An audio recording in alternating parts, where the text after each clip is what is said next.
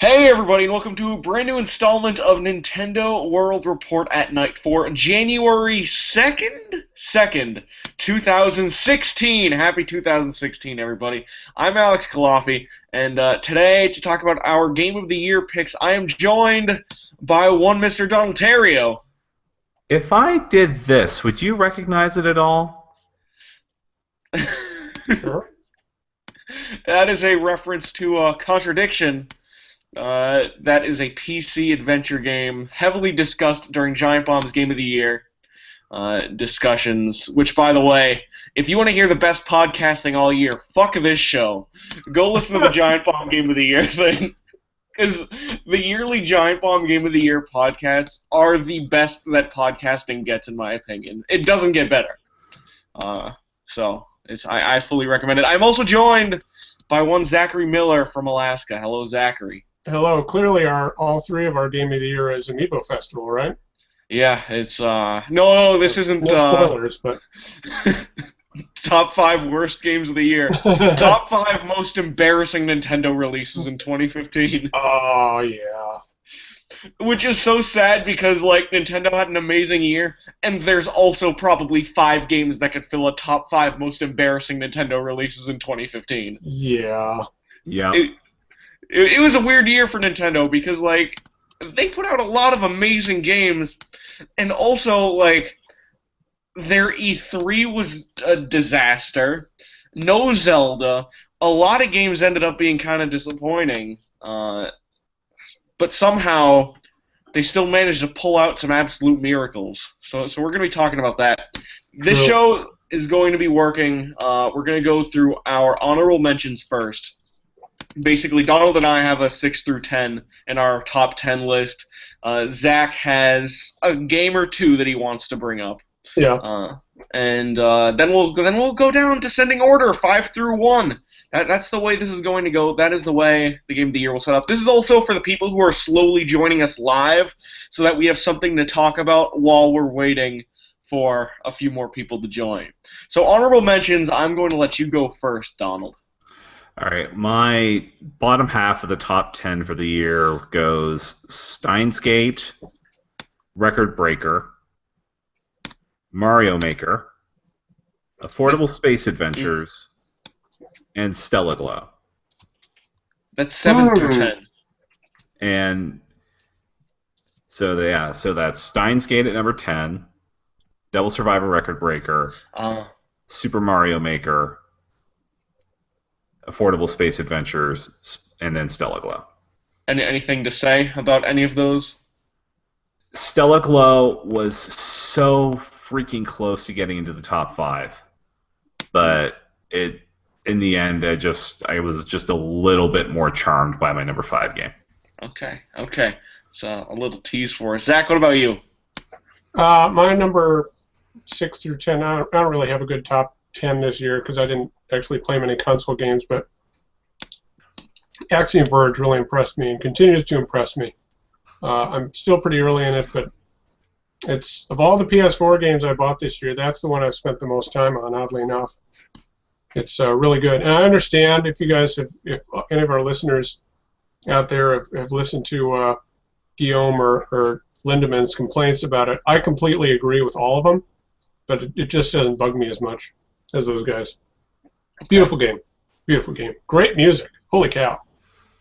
So number 6 on a top 6 then. Yeah. Okay. I also like that PS4 Godzilla game. It's fucking stupid, but it's really good. Yeah. That was in contention. I mean, Giant Bomb isn't here, but I believe that was in contention for worst game on Giant Bomb. No, it's not a good game. It's just if you like Godzilla movies, it's a fun game. Yeah. It's not a good game. It's in that Platinum B-Team entertaining crap category. Yeah. Okay. Probably in the same category as that Transformers is in. Fair enough.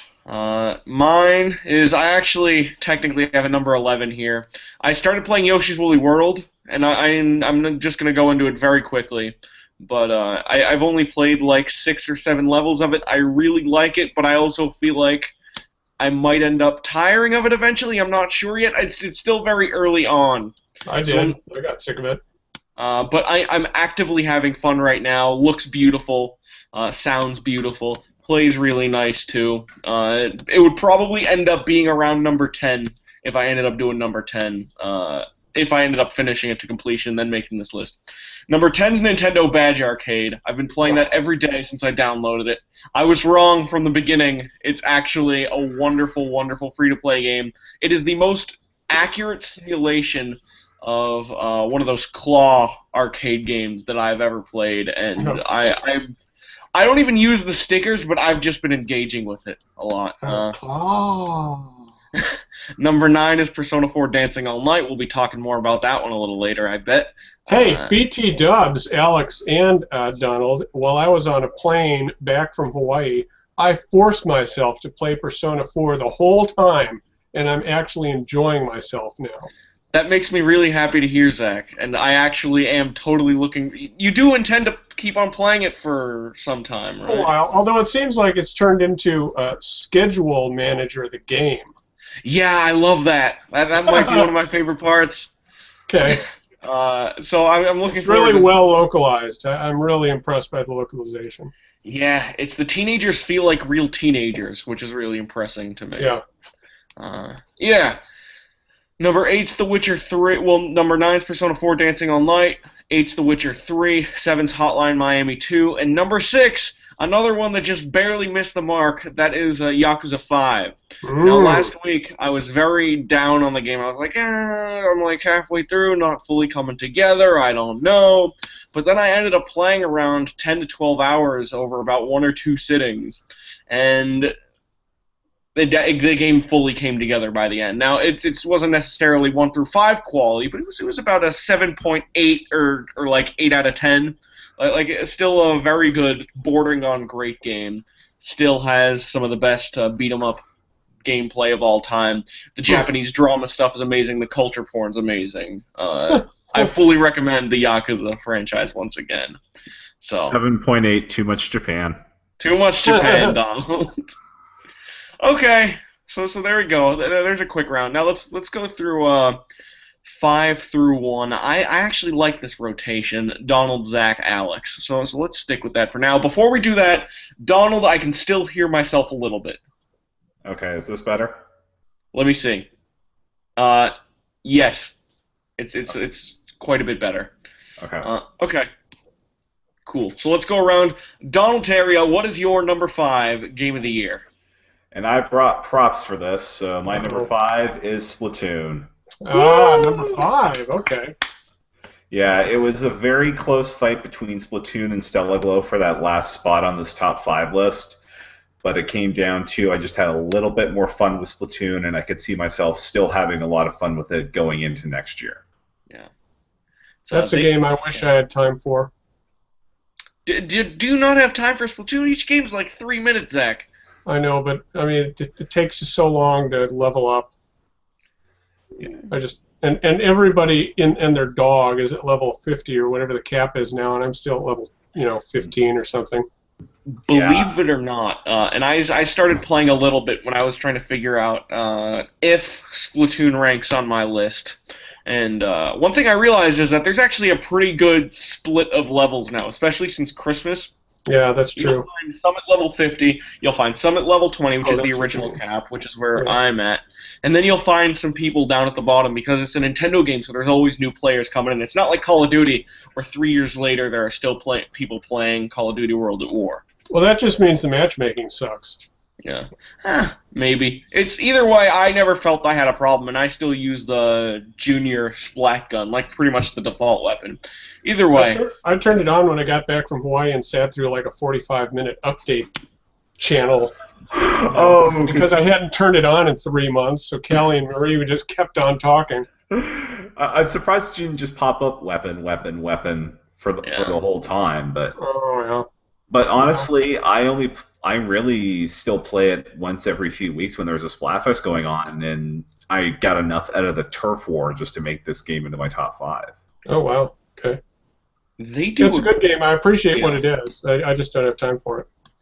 They do a great job of engaging the audience long term. For a game that came out in May on the Wii U of all places, and it was a multiplayer shooter, so something that was new to Nintendo. It was done with a team of experienced game developers, but still a relatively new team at Nintendo, and a brand new franchise. And then supporting it as well as they have is nothing short but nothing short of incredibly impressive. Yeah. Okay, cool.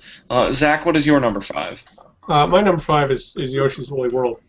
Okay. Mainly because there wasn't a whole lot on Wii U for me this year, but that one, it really grabbed me out of the gate, and I enjoyed it for several worlds, and it did start to wear thin. Like you say, it's a beautiful game, and it is, don't get me wrong, but I do kind of get tired of it, tired of the look. You can only do so much with yarn. So, I'm gonna beat it, and I really do enjoy it. I'm glad I got it. I just it's kind of sputtering to the end for me.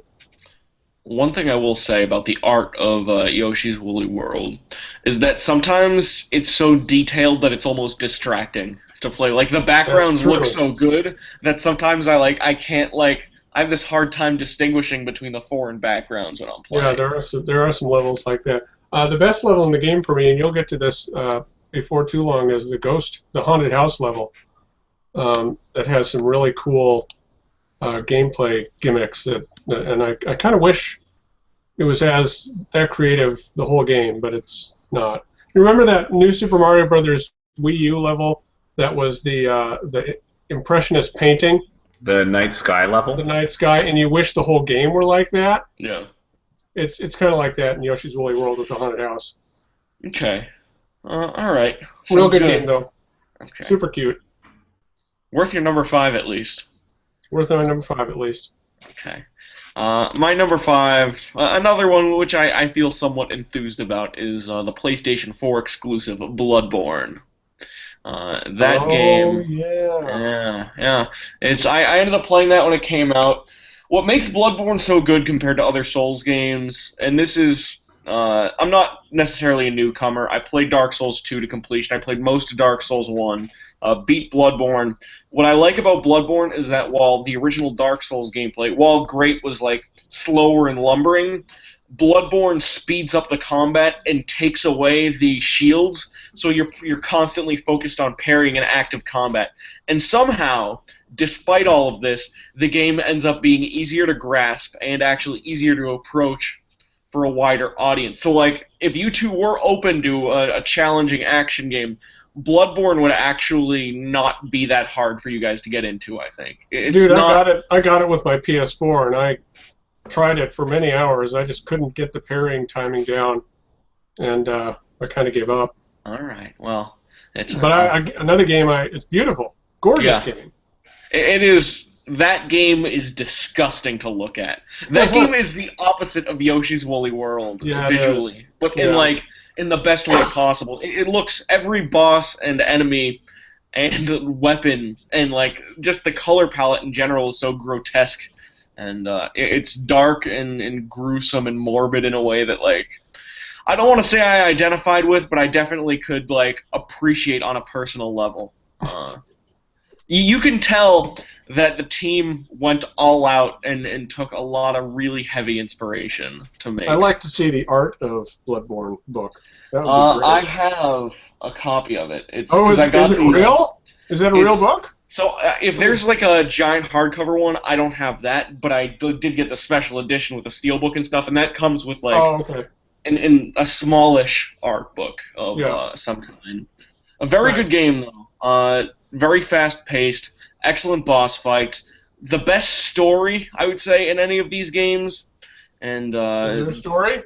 Yeah, it's the Dark Souls games, or the Souls-like games, because this is technically its own franchise.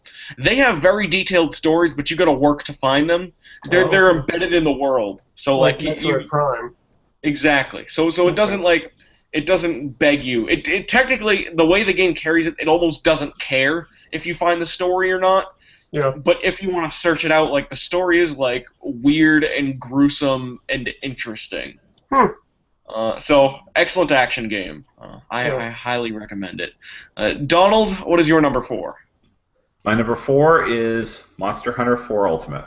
Oh. Okay.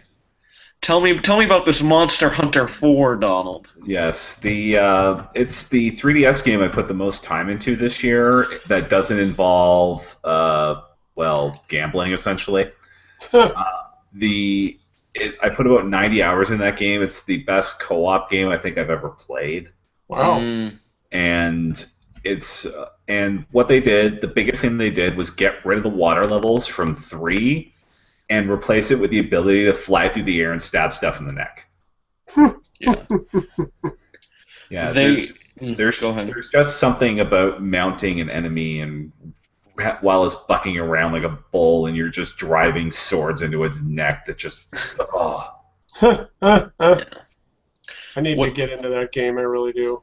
what this game did really well, and this is, I mean, I played the Monster Hunter Tri or 3 Ultimate. I reviewed the game back on Wii U, and I liked it, and it was really good, but like, it didn't necessarily fully click for me.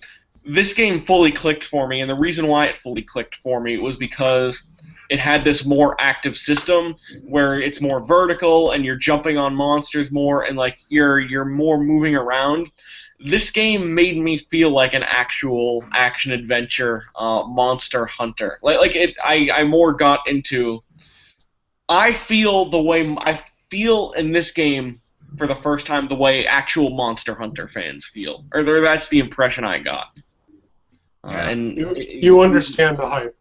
exactly. I understand the hype, and like I don't know if I necessarily love it as much as them, but I'm part of the hype. Like I'm excited to see which game comes out next, and I will go to you, Zach, but this round is going to be a little different because I also put Monster Hunter 4 Ultimate as my game Nice. number 4.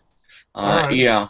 It's 75 hours or 65, 70, 75 hours. Yeah. The multiplayer in this game, if you can pull off Monster Hunter multiplayer and you can find people to play with, it's almost unmatched. Hunting monsters with friends, hunting for loot, trying to get this crazy awesome armor, trying to get these crazy awesome weapons, fighting these multiplayer exclusive bosses with these people was amazing, especially since I had the advantage of playing the review copy, so I had a few weeks of getting good at the game before everyone else in the West got it.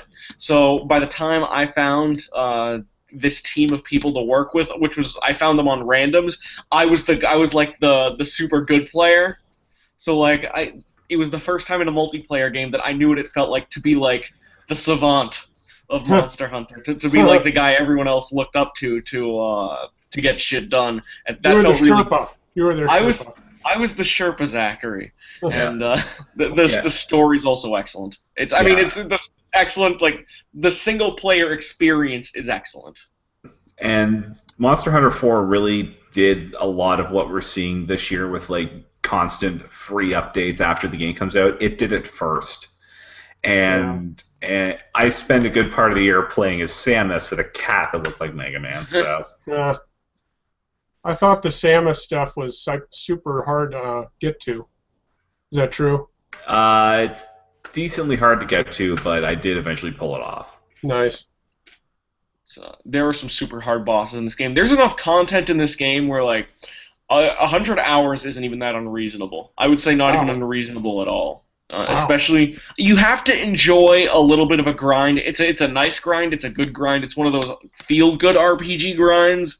But you have to be like into maybe watching some Netflix and then Netflix and Monster Hunter, if you will. I can't. There's no good rhyme for Netflix and chill for that. Netflix and kill. That's it. There you go. There you go. Yeah. It's but and then like those moments where you and your friends are fighting these gigantic monsters, you're not sure if you're actually gonna beat it, and then you jump off onto a ledge trying to do this final stab, and then this is the stab that finally takes the monster down and triggers the death cutscene. Very few moments like that this year. Nice. I imagine it's a similar feeling to when you kill a boss in Blood-Borne. Yes. Well, I would say this game made me feel the same way killing a Dark Souls boss for the first time felt. Like once you know that feeling of grinding to work really hard and then only then being able to defeat this impenetrable foe. It's really good. I would say you can get into Monster Hunter without Dark Souls. You can get into Dark Souls without Monster Hunter. But if you like one, I think you might also enjoy the other. I think Gotcha. it's a type of RPG that appeals to, I would say, a similar sensibility. Nice. Zach, what is your number 4? Number 4 is Plague of Shadows. Shovel Knight Plague of Shadows, which is kind of Shovel Knight 2. Is it Shovel Knight 2?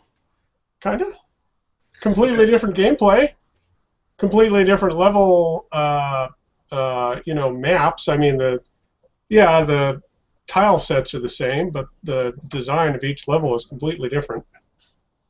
Yeah, it's like a total conversion mod. Right, yeah, it feels like and it plays completely differently. It's much harder, a much harder game, but it's really good.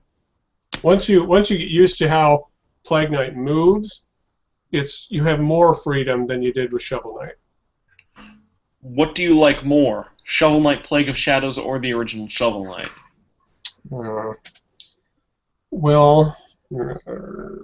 Is it at least comparable? Yeah, they're comparable. I think I like Plague Knight more because you have so much more customization to his moveset. He can do so many more things. But Shovel Knight is the better, mindless. You can play through it quickly game. I just bought Shovel Knight on 3DS when it was on sale for $10, and I played through it in 2 sessions. I mean, it's that kind of like Mega Man 2 or 3 kind of game where you can just blow through it if you've played it enough in the past. So, I love them both for different reasons, but Plague Knight is definitely the more difficult, but I don't know, more rewarding game. Yeah. Yeah. Yeah, I bought the Vita version this year, and that plays really well on the Vita too. Oh, you're gonna make me buy it on Vita. Is it cross-buy? Yes, it is. Oh shit. Well, I'll probably buy it on Vita.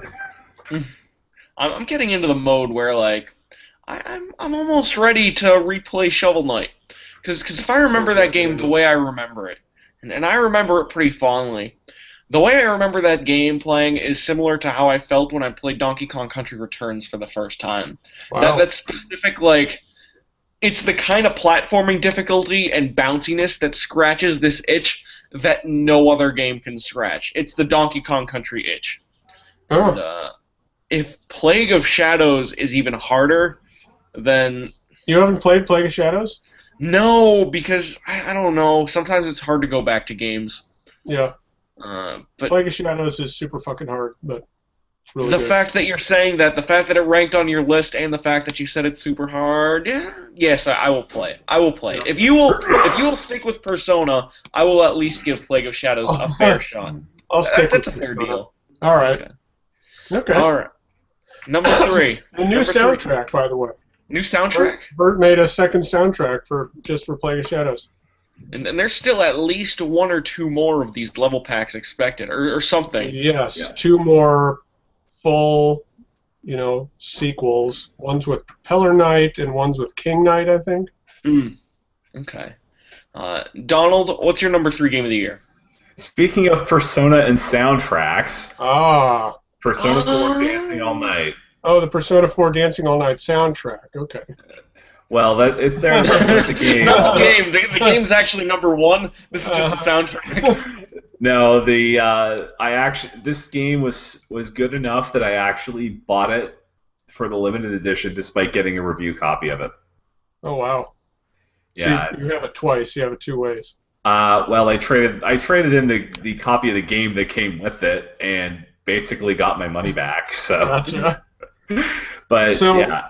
I want to know, because now that I kind of like Persona 4 Golden, tell me what other rhythm game most resembles Dancing All Night, Hatsune Miku! which I haven't played. It's actually, I think the closest comparison is probably the one that came out on the Vita a couple months after it, Super Beat Sonic, except because in Persona you use basically the left and up and down arrows and triangle, circle, and X to do the beats of the music. Okay. And then you can use the shoulder buttons or the analog nub on the Vita for scratch notes, and that's a lot what Super Beat does as well. Okay, so it Yeah, almost sounds a little like Bon Appetit. yeah, I'm not sure. I haven't seen that. Yeah, they use the same buttons.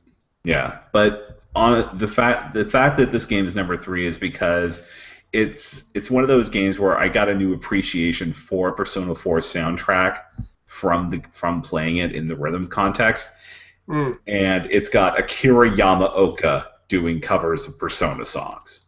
That's kind of cool. It's an For those of us who don't know who that is. He's the guy who did the Silent Hill soundtracks. Oh my God! I have to buy this now.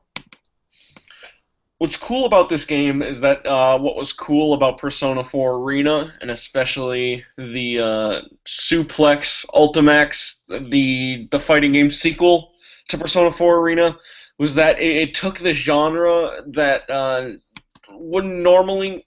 rhythm games are an exception, but wouldn't necessarily normally be a direct parallel to JRPGs, and made it more accessible for the Persona audience by adding in a story mode that was at least comparable, even if not necessarily up to par, and then also added quite a few gameplay tweaks to make it more accessible to the people who were more interested in the story for Persona.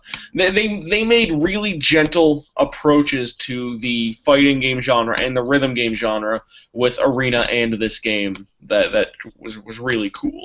That fighting game is really good. I have it on PS3. The first one I haven't. No, I have the second one. Sorry. The second one's great. The first one's pretty good. The second one's great.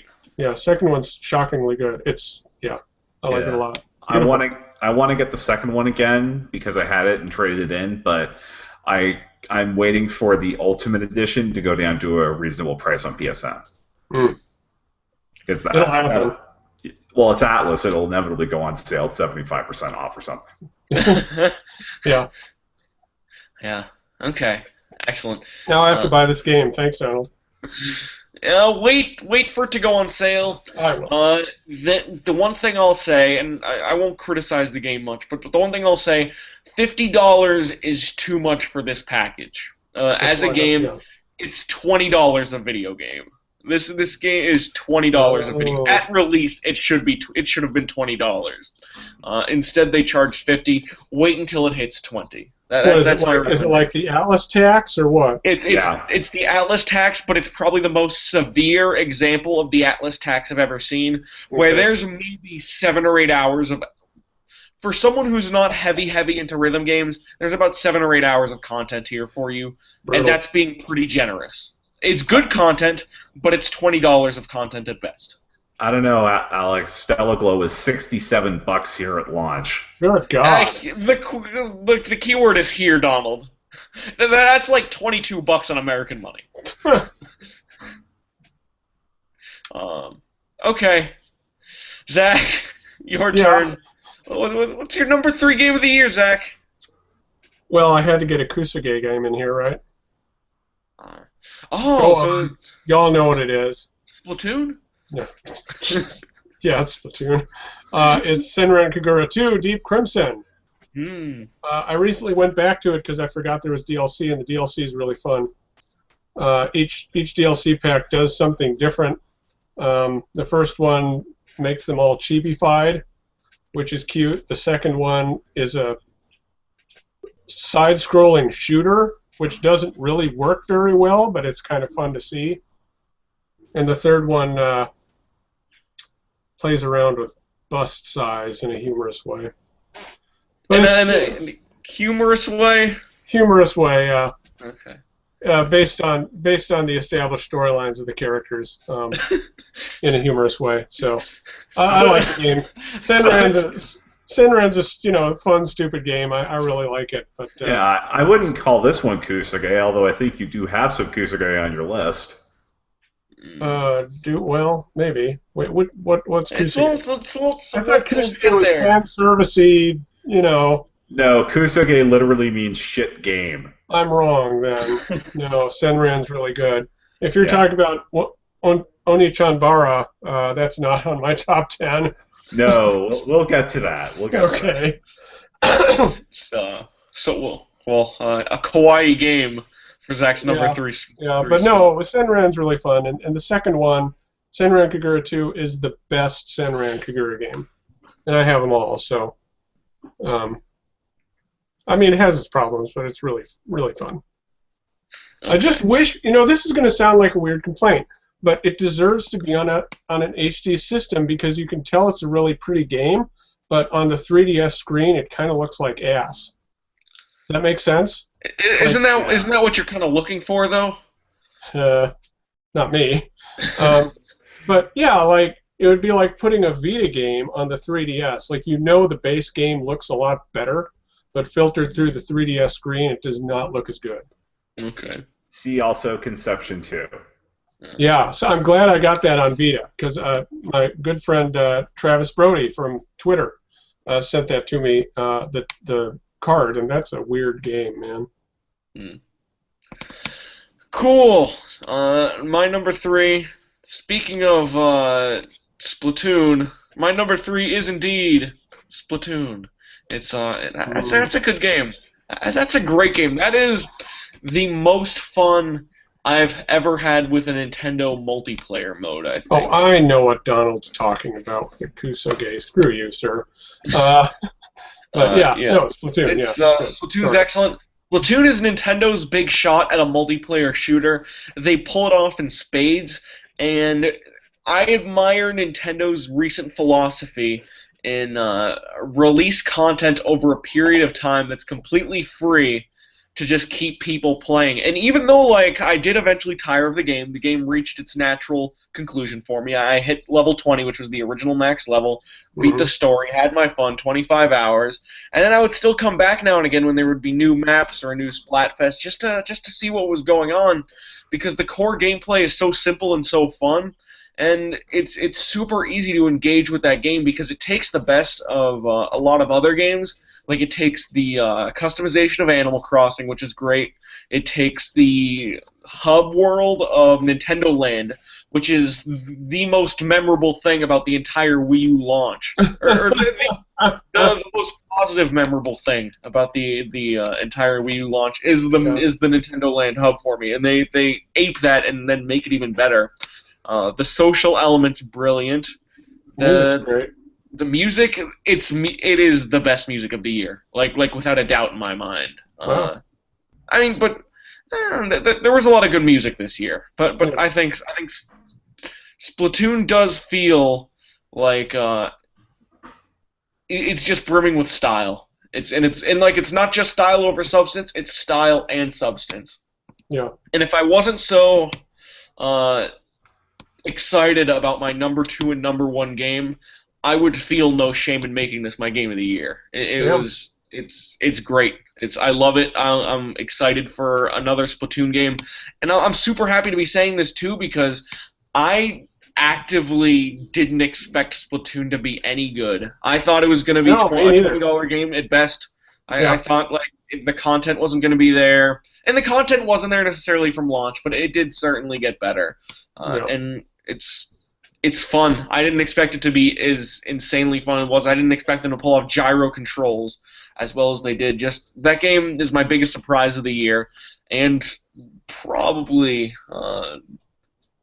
I would say, even though there are games I enjoy better in other ways, Splatoon is probably the most fun I've had this year in a game. Nice. I still can't believe to this day that there's a shooter in my top 5 given my talents of playing games, but Splatoon is good because it even rewards somebody like me who sucks at shooters. Yeah. It's very newcomer friendly, which a Nintendo game has to be, but it's also deep enough where people can get extraordinarily deep into this game, and it makes complete sense. Like, Splatoon, without even trying, is slowly creeping in to esports rackets. No, not necessarily on a Dota level, but people are playing Splatoon competitively, even though the infrastructure online doesn't entirely support it. And there's something to be said about that. It's a wonderful game. Yeah. All right, on to number 2. All right. Donald, let's see what number 2 is all about. Number 2 is all about Yarn Yoshi. It's Yoshi's Woolly World. Wow, nice. Let me get mine. Yeah, I got one too. I got that one too. He's in the other room. Yeah, I think we all got Little Boy Blue, huh? Yep. It's the best color. It's the best one. It's a good one. Although I think there's a picture from my New Year's Eve party of all 3 of them. I think the only one we're missing is the Mega Yarn Yoshi at this point. I need it. You're gonna get it? Bad. Yeah, I don't think I'm gonna get it though because it's. We talked about the dollar earlier. That thing is $60 Canadian. Good lord. $40 for that thing is way too expensive anyway. Yeah. And I've seen some pictures of that thing doing things that I can no longer unsee. Okay. Should I ask? It's called Nintendo World Report at Night, after all. It's a picture of an NWR staff member riding the Mega Yarn Yoshi. And I saw that. And yeah, it was pictured in a way that, well, they could have taken a better angle. Did they release it publicly? Yes, it's on Twitter. Who did it? Adam. Of course he. Fine. All right. But yeah, Yoshi's Woolly World. Honestly, I think that game has style coming out of its ears. And the fact it's honestly the closest thing we've gotten to Yoshi's Island since Yoshi's Island. Yes. I agree. However, that's saying less than you think.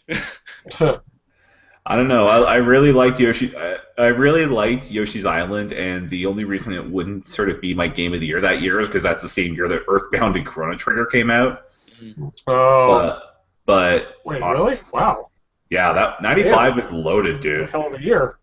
Yeah, but just from what I've played of that game so far, it hasn't worn out its welcome with me like I guess it has with you guys. But honestly, it's something that I really need to get back into because I want to see more of that. I'm seeing new things in the background every time I play it. And you've beaten it too. Oh no, I haven't. Oh. No?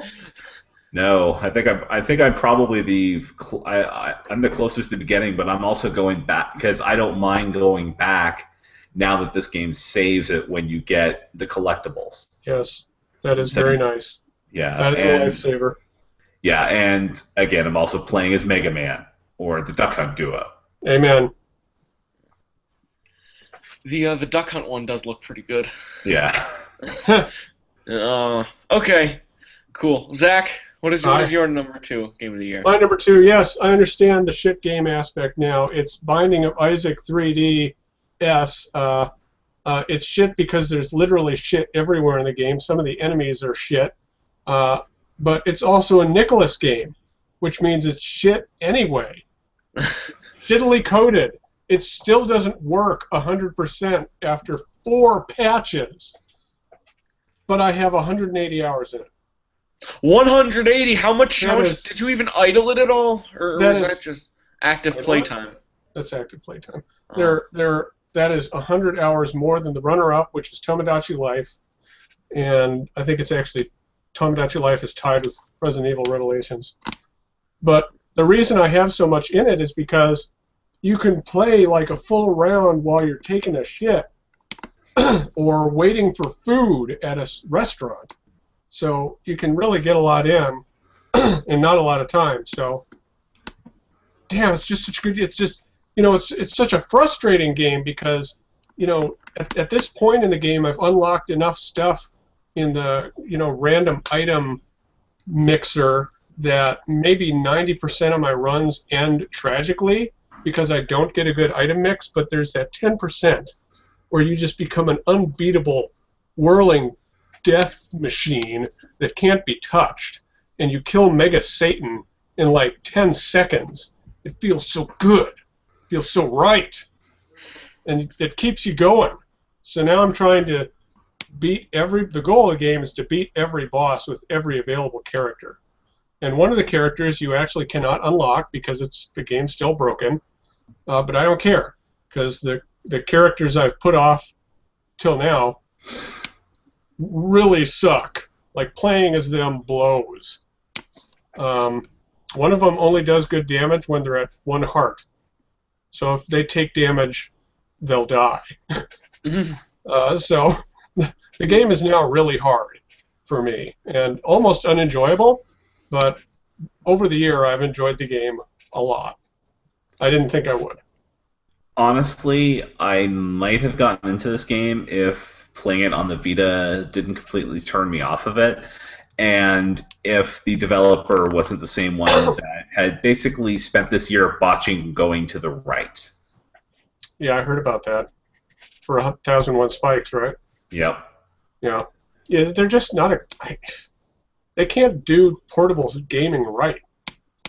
No, the 1001 Spikes thing was for the Wii U because it was in the patch that brought off TV play. Oh, okay. Well, yeah, Isaac was a special beast. When it came out, a lot of sprites would just disappear, but the enemies were still there. So you die all the time because you're running into enemies without knowing it. And they patched that, and the patch made it, you guys remember I was talking about this, the patch made it hard lock every 10 seconds if you had a certain item combination, which was unknown. Who knows which item combination it would be, but I still played it. Remind me, how long did it take you to give a score for that game? Because I know it came out in like July. A couple of months.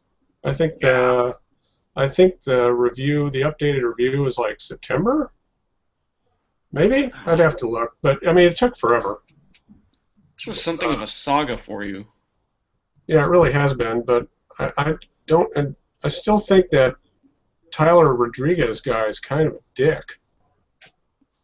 As the spokesperson for the company, he's not a great guy. Not a great choice. Oh, Tyler Rodriguez. I love that you just said his name expecting us both to know exactly who that is. Yeah, I understand, yeah, he's Nicholas's spokesperson for social media. Thought he was an NWR staffer at first. Oh, no. Like, oh, he's one of the old guys. Tyler Olu, he can suck it now. Hey, Tyler's cool. Yeah, Tyler's a great guy, except he loves that 101. What is that game called? Wonderful 101. Wonderful 101 game. We can't all be perfect, but no, Binding of Isaac 3D. Like if you download it now, it's probably safe to play, but it's a really strangely addictive game. Scratches an itch. Scratches a good itch, and the soundtrack unacceptable. And the soundtrack, I believe the soundtrack is by the same guy who did the Super Meat Boy soundtrack originally, and it's very good. Okay. It's that means that it has a better soundtrack than the Super Meat Boy re-release, which did not have the original soundtrack person. Which is why I haven't bought it, because that game lives and dies on its soundtrack for me. Yeah. Fair enough. A lot of games live and die on their soundtrack. Yeah, that's true. My number 2 is a game that I originally said, oh, this game's going to be number 9. Oh, it's going to be number 7. Later on, I was like, oh, maybe it'll be number 5. And slowly but surely, it crept its way up the list to the point where now I'm confident that Super Mario Maker is the best game that was released in 2015. I was wondering when this game would turn up. It's there's reasons why it's in this place, and that'll become more clear when we get to the number 1. But Super Mario Maker is, I'm confident, the best game released in 2015. It's like Splatoon in that it started in a slightly rough place but had a lot of potential, and then slowly but surely started to deliver on that potential as Nintendo kept improving it, as the level creators started releasing way better levels than before, and as I started to understand the level creation tools and started to get into the level designing more and more. I'm going to sort of ape what I just heard on the Giant Bomb podcast discussion, but there has never been a better level creation tool in a video game ever. It's not even close. I agree with that. Oh yeah. It's so ridiculously intuitive that someone who's like 5 years old and 50 years old both have an equal chance at making an excellent level. It really comes down to your creativity and imagination more than like the Little Big Planet. Like, how do I make this tool work, and how do I make this level look even half as good as I imagine it to be? Yes. In Mario Maker, it's limited to 4 Mario styles, which is great because it's something we all understand, and the tools are limited enough that it's very easy to imagine levels, and then very easy because of the tools to put those levels into action. So I would spend a lot of time pretty much coming up with levels that didn't get finished, and levels that did get finished, and levels that I was excited about. Me and my friend, like, despite the fact the game doesn't have any conventional multiplayer, me and my friend would actually trade levels back and forth. Like, we would text each other, like, our level codes, and then I would play his and give him a comment, he would play mine and give me a comment, and then, like, we would sort of have a back and forth, and it's amazing, and I'm so excited to see where the game goes from here. I think I didn't have many expectations going in. When the game was first revealed, I thought it looked kind of bad. Honestly, or at least it looked boring. It looked like really boring, and it looked like they weren't going to pull it off. But then more and more, it started to look better. Then the Nintendo World Champions happened. It was like, oh, this actually looks kind of like sick. And then like more and more, and then I finally get it, and it's really special. This game isn't just great; it's special. It's one of the best. It's one of the most unique, important games Nintendo's released, maybe since the early 2000s. It's really nice. I had a multiplayer partner like that in my roommate who has a lot of imagination. He went with a lot of levels. I didn't really get into it as much, but this has the potential to sort of be that 2016 to 2015 game of the year, especially if they keep building it out like it sounds like they're going to do. So there's a lot of room for this to go up and up for you. Yeah. I like it. Originally, because the main complaints were really no checkpoints, and you can't necessarily do mushrooms the way mushrooms are really done in Mario games, and they fixed both of those within a month and a half. They did. And then they added more stuff, and then they added the event levels, which were really fun, because then you could get like the Famitsu like fox. You could get like Paper Mario. Paper Jam or Mario and Luigi Paper Jam like trio. Like those Mario costumes and the way it interacts with Amiibo is ridiculous and amazing. And Reno is a playable character in this game. Yeah, that's true. The game's also great because of the way it engages with its creators. Like, I like following Jeff Gersman, I like following my friend, and then like there are also some actual like game creators who have gotten into Super Mario Maker, like Igarashi makes some of the most creative Mario Maker levels. Like, he's one of the top designers. Anyone watching this can easily look him up if they look up like top creators ever or whatever. His levels like turn Mario games on their head in the way that only like a master game designer can do. It's the way the audience engages with it, and the way like you can engage with creators with the star system and the comments and stuff. Like, it's amazing. It's an amazing game. I wish I liked it. Have you bought it? Yeah, I've had it almost since launch. Oh, okay. I don't like making levels, and I don't like playing 10 or 100 Mario because so many levels are crap. Zach, when was the last time you played this game? Been a while. No, I played some event courses just last week.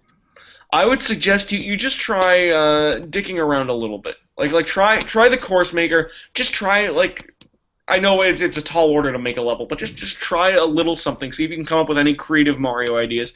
Well, I've created one level. Try another. Okay. Just with a little more experience. And try engaging a little more with like the really good levels, because the curation has gotten way better on the 100 Mario or 100 Mario challenges. Okay. Yeah, and remember, the minus button is your friend in 100 Mario. It absolutely is. I've put that to good use. Okay. I'll give it a shot. I'll go back to it. That's good. Time for number one.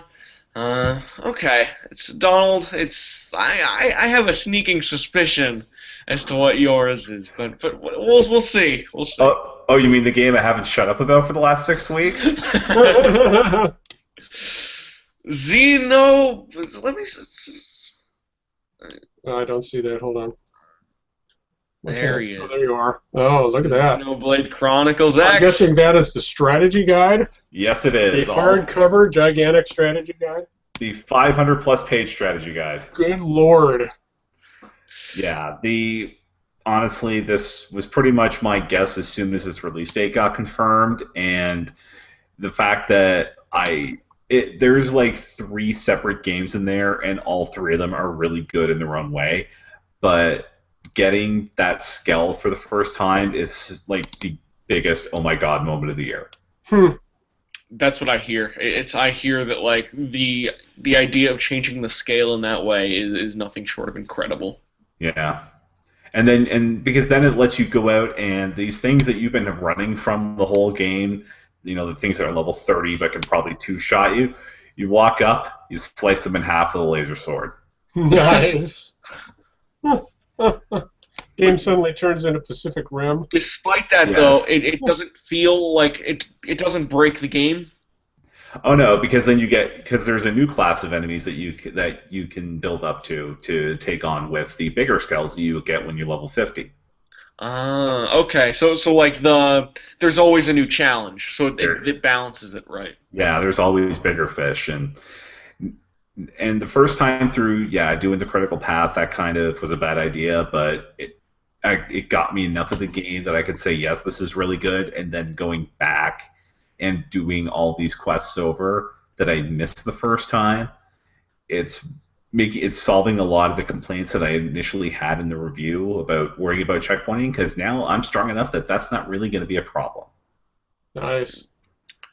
Here's a question I have: is there's been a lot of talk, especially on this show, about how the game does do its tweaking, and that focuses gameplay and exploration over story. How did you ultimately come across feeling about that, especially deep into your second playthrough? Uh, the story, it's a nice way to drive things forward, but you want to be ready to do the story right. Like I've taken it now that if I have to drop the difficulty level of a boss fight in the story missions, I failed miserably. Mm.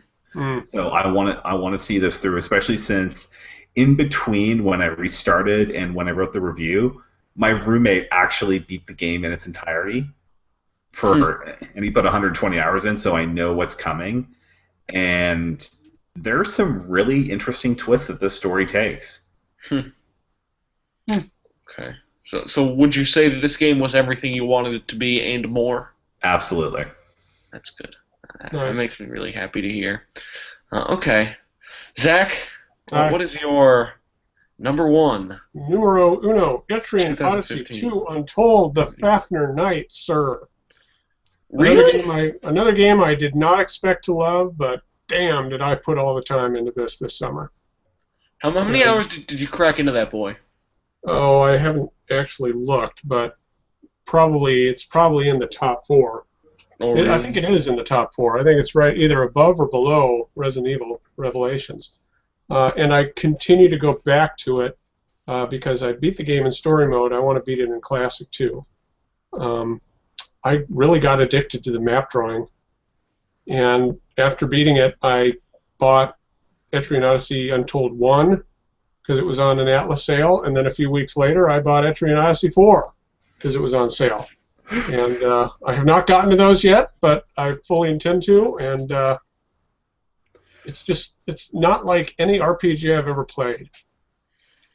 As On the some, one on the one hand, I almost want to recommend you Persona Q because it's that thing, but I don't think you're far enough yet in Persona 4 that anything in that game would mean anything to you. I thought Q was a mystery dungeon game. no, that's Oh. Etrian Mystery Dungeon. Persona Q is an Etrian Odyssey game.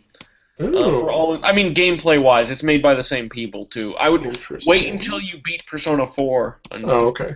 At least, I would recommend Persona 3 also, but Persona 4 definitely. And if you like Persona 4, play Persona 3. Let me just say, as someone who didn't get into Etrian Odyssey, I'm so excited that you got into Etrian Odyssey because I empathize with the feeling of playing something exciting and new for the first time, and then having this entire backlog of equally massive, amazing Right. games to go back to. Yeah. Like that puts a little joy in my heart. Yeah. It's and the localization is really phenomenal. I think one of the things I'm learning as I age as a gamer is appreciating a good localization. And Atlas really knows how to localize stuff. So does Marvelous, actually.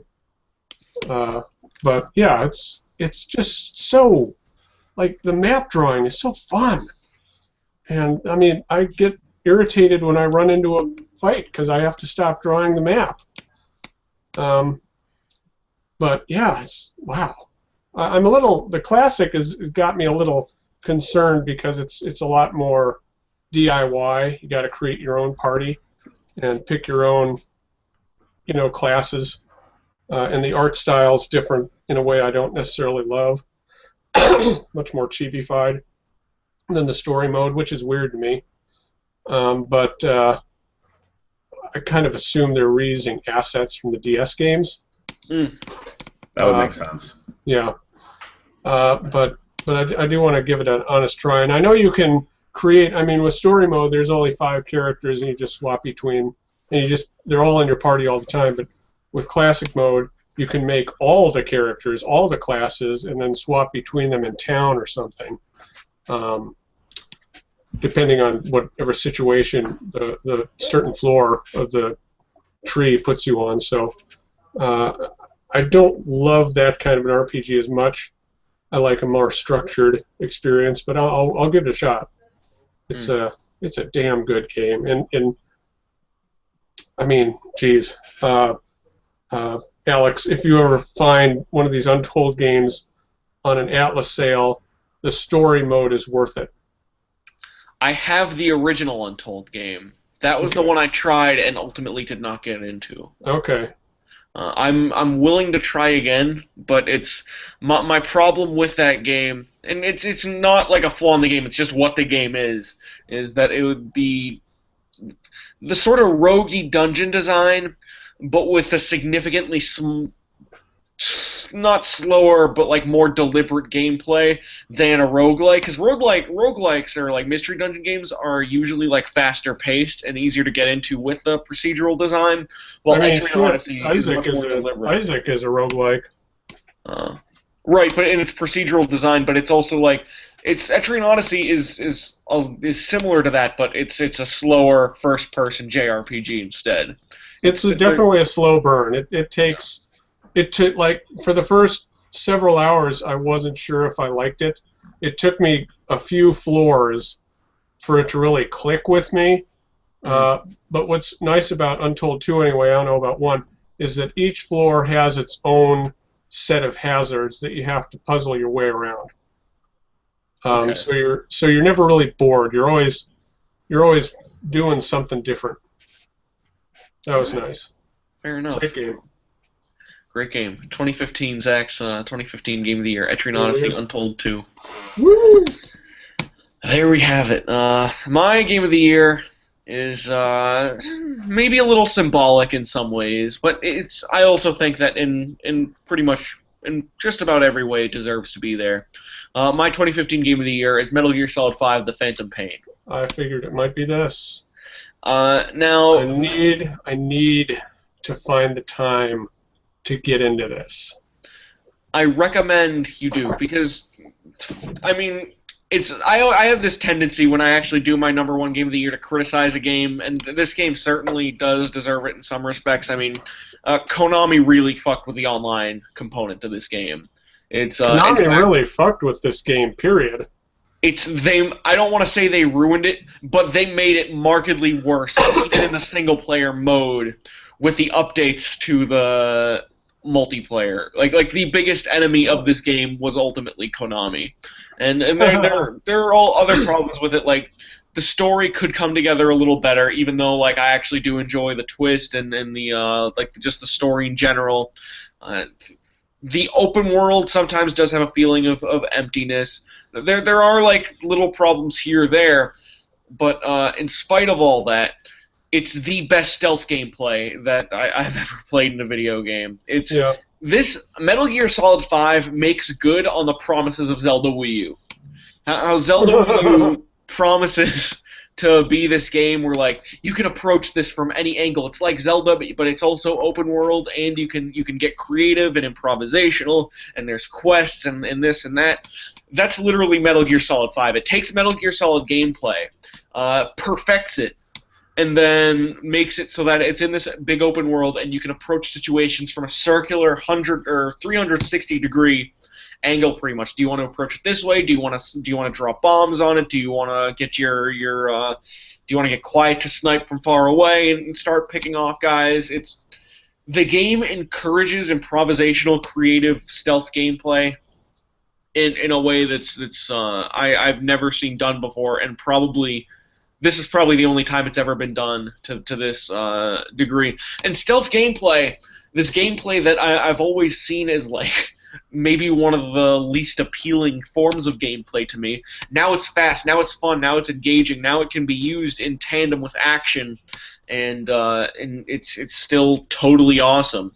And just in addition to the gameplay, this game also has a style that I really appreciate. Like, yeah, it looks much more realistic, but I would almost call the Metal Gear Solid 5 like this stylish hyper realism that's barely ever been approached in a game, where it takes these places and situations in and like Afghanistan, like Africa, like child soldiers, like this real ass stuff, and puts this hyper-realistic coat of paint on it. The cutscenes are kind of jaw-dropping when you look at the way the characters interact with each other, and just how it looks real in a way that looks frightening and uncanny. Like, the villain Skullface isn't that good, but this style makes him look menacing and intimidating, and like, it makes me get into these characters that a stylistically lesser game wouldn't be able to do.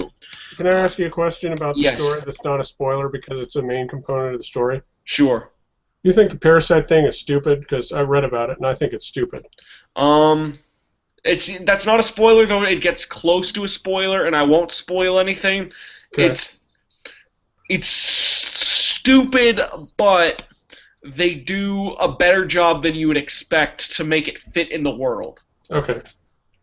It's a much more serious game than previous Metal Gear Solid games, but the idea of also like building up your base and being this building up your own private military corporation and just being big boss, like it's a really amazing feeling to feel like this army growing from the ground up, and then to also go through this super realistic story.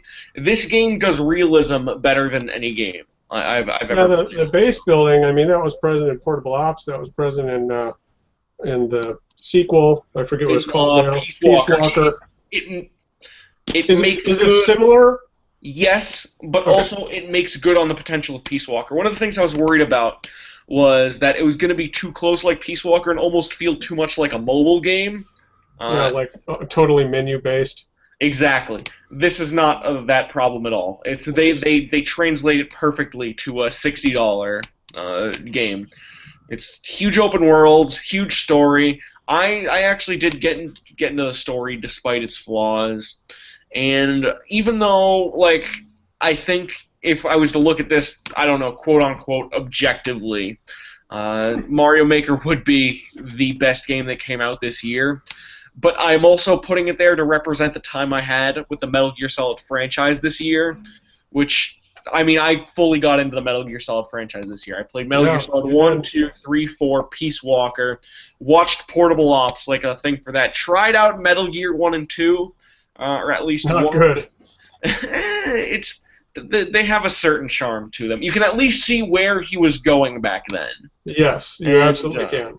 And Metal Gear Solid 5, 55 hours of that ultimately. And by the end of that, it's one of the most rewarding experiences I've had in games. And I'm convinced not only that Metal Gear Solid is the best, or Metal Gear, quote unquote, is the best story to ever exist in games, but also that Hideo Kojima, if he's not better than Miyamoto, he's a close second place to the most important, best game auteur of all time. It's I would probably agree with that. it's at least as like a one man like sort of operation. Yeah. He gives Miyamoto a run for his money, especially in like Metal Gear Solid 3. Oh yeah. Yeah. 3 is. I mean, I obviously haven't played 5 yet, but 3 is a highlight for me. I love 3. Like, it's probably in my top 5.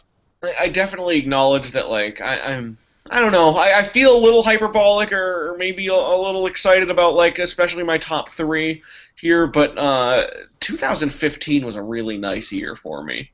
I understand it depends on the taste. Like Zach, it was just a fine year for him. For Donald, it was a very good year.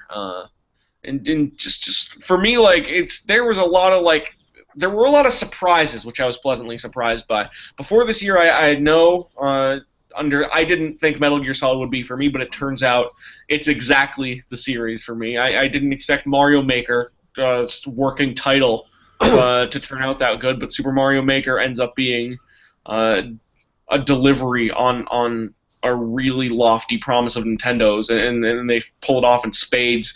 Splatoon is everything you could ever ask out of a new Nintendo character-driven franchise. This has been a hell of a year for video games, in my opinion. Any final thoughts from you, Zach? I look forward to 2016. I need to find more time for console games, and I mean, you're right. It's been a hell of a year. 2015 was a hell of a year. I just wish more of the games were for me, or that I liked more of what was coming out, or I had more time for what was coming out. But I mean, I really agree. 2015 was a damn good year. Sure. And you, Donald, what say you? Close us out. It's with this before we actually close it out. Yeah, there's been a lot of valleys this year. There's been a lot of lows especially for Nintendo, but their highs were some of the highest I've ever seen. Yeah, I mean Mario Tennis Power Tour. It's it's just so great we can't even remember what the do you name. want? Yeah, Devil's Third. Throw that one out there. Yes, Devil's Third, of course. E3 2015. Yeah. But honestly, if Nintendo were still around, they'd be giving away Devil's Third as a platinum reward, as a gold reward. Yeah, but this year was great, and it looks like 2016 is going to continue the little pattern we've had that every 3 years is absolutely mind blowing. Mm. At least for me, who loves some JRPGs, and there's seemingly one good JRPG coming out every month from now until the end of the year. Except January. Well, I don't know. Paper Jam, and I'm quietly confident now about on that one. Yeah. That one looks like it's going to be a bit of a swing and a miss, Donald. Well, either that or Final Fantasy Explorers. I think I've got a quiet confidence about that game. Splitting your bets a bit here. Yeah. Cool. Mario and Luigi, the next one. Mario and Luigi wasn't the first one really great. Remember the first one? How great was it? Remember how good it is, and remember the slow descent into madness? Hey, maybe it's like Star Trek. Every second one is good. Oh. Yeah, 2 and 4 were the worst ones yet, Donald. Yeah, but one was really good, and I will fight you over Bowser's Inside Story. So Bowser's Inside Story is good, and then it just keeps going. I disagree with the opinions that Bowser's Inside Story is the best. I think Superstar Saga is the best JRPG of them. Well, Mario RPG is the best JRPG. Well, in that immediate series. I prefer the earlier Paper Mario games, though I won't fight you on this. Don't fight me about Paper Mario. Yeah. Paper Mario is a really special game. It hurts me. Okay. All right. 2015 was a good year for video games. That'll do it. No Neil this week or Scott, but the next time they're on, I'll be sure to ask them. At least Neil. Scott didn't seem like he was into the whole Game of the Year thing, but definitely I can see Neil. the void for Scott, clearly. Yeah, it's StarCraft. And it's StarCraft and Heroes of the Swarm. Right. Just gonna put Dark Souls 2 again for him. And I think Neil's are going to go up as an all haiku format. That's right. Okay. Fair enough. But that's our show. We're probably going to be moving back into Nintendo news report relatively soon. It is January, but it seems like things are going to be picking up, especially with the release of Mario and Luigi Paper Jam incoming, and especially I got this Yoshi's Woolly World working on that, so we'll see how that turns out. And the most important. I might change up my wall art for this year. Yeah. And we got the most important release of the year this Friday, the Shovel Knight amiibo. Oh yeah. Yes. Are you guys both getting that? Yes. Yes. Nice. Nice. Oh, I That's should good. pre-order it on Amazon if it's still available. Should do that. Is it still available, Donald? I'm going to tell you right now. Well, they said they'd be plentiful and with Okay. regular restocks, so we'll see how that plays out. Shovel Knight amiibo is still. Oh, maybe not. Here's hoping for a wonderful 2016. Amen. Zach can be found on Twitter at zmiller1902. Donald can be found on Twitter at DonaldMick, that is DonaldMick, or NFR Podcast, Nintendo Free Radio, his other podcast, where he likely just shared the exact same list with other people. Is that roughly accurate? Yeah, my list I keep a list of integrity, so it's the same list, but the conclusions are a little bit different, especially since that was recorded before Christmas. Oh, so the number one may have been a little different. Oh no, it's the same. Oh, okay. Oh, just the level of satisfaction. Yeah. Okay, that's good to Shovel know. Knight amiibo not available on Amazon right now. And I can be found on Twitter at CULAFIA. That is Kulafia. That's our show for this week. Thank you very much for joining. Happy New Year. Happy New Year. Happy New Year!